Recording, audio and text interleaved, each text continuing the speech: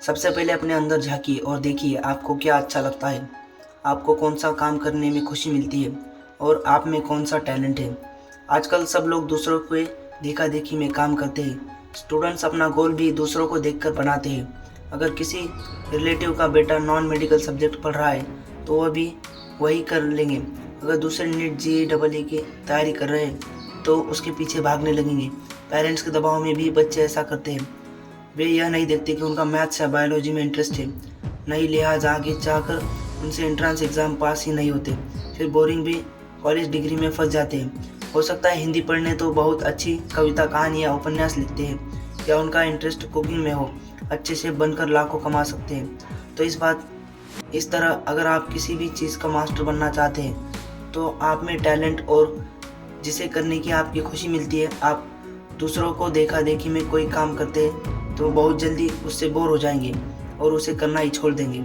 इसके विपरीत अगर आप अपनी खुशी का काम करते हैं तो आप उसे सालों साल करते जाएंगे और इस तरह से आप में मास्टरी हासिल कर लेंगे। Chapter 2 is learning matters most than the short term success. बहुत से लोग जब कोई काम करते हैं तो उसमें तुरंत रिवॉर्ड चाहते हैं। अगर जल्दी रिवॉर्ड नहीं मिलता है तो उस काम को करना ही छोड़ देते हैं। इस तरह से वो ज़िंदगी में सफल नहीं हो पाते।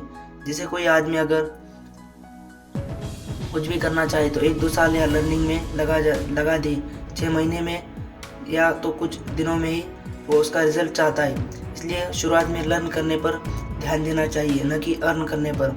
कुछ लोग शॉर्टकट अपनाते हैं लेकिन उसका उन्हें बहुत खामियां भोगना पड़ती है। जैसे ब्लैक हैट CEO करते गलत ब्लैक लिंक बना के जल्दी गूगल के पेनल्टी पर लग जाती है, उनका ट्रैफिक नीचे चला जाता है। जैसे सक्सेस पाने के लिए एक मेंटर होना ही चाहिए। स्पोर्ट्स पर्सन हमेशा कोच रखते हैं। कोच उनसे अच्छा खिलाड़ी नहीं होता है लेकिन वह उनसे एक डिसिप्लिन डाल देता है। उन्हें रोज़ एक निश्चित समय में ग्राउंड में बुलाता है, वहाँ निश्चित टाइम के लिए उन्हें प्रैक्टिस करवाता है। ऐसा सालों साल चलता रहता है। इससे एक नियम बन जाता है, वो प्लेयर्स अपने स्पोर्ट्स के मास्टरी हासिल कर लेते हैं। इसे अगर आप बिजनेस करना चाहते हैं तो आपको मेंटर की ज़रूरत पड़ती है। बहुत बार आपके टीचर्स भी आपको मेंटर्स बन जाते हैं। ऐसे ही कुछ लोग आपसे प्रॉब्लम्स डिस्कस कर सकते हैं, देख सकते हैं कि क्या आपके मेंटर महत्व समझने के लिए है या क्या एग्जाम्पल है। क्या एरिस्टोटल जो एक महान दार्शनिक थे तो उन्होंने अलेक्जेंडर को ऐसी चीज़ें सिखाई जिससे अलेक्जेंडर के अंदर छुपा हुआ टैलेंट बाहर आ सका। जैसे ज्योग्राफी का ज्ञान दिया, युद्ध कला सिखाई, अच्छे शासक की फिलोसॉफी बताई, और इस तरह से अलेक्जेंडर ने बहुत कम उम्र में आधी दुनिया जीत ली।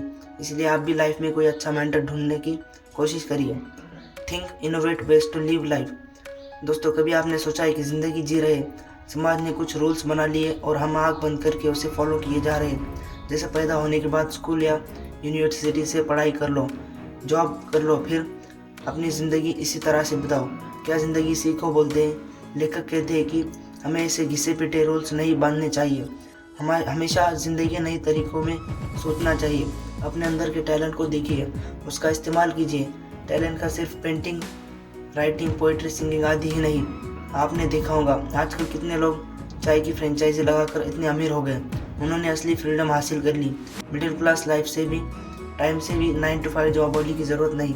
वे अपनी मर्जी के मालिक हैं, जब चाहे जहाँ चाहे काम कर सकते हैं। इसलिए आप भी किसी नए आइडिया पर काम ज़रूर कीजिए।